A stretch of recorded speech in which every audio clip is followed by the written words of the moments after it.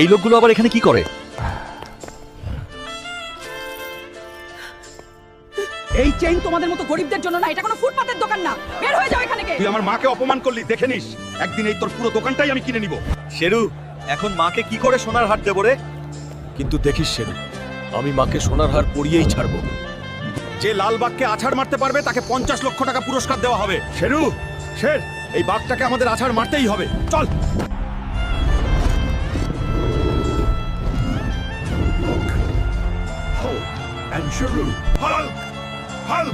শেরু, আজ একে হারিয়ে 50 লাখ জিতবই।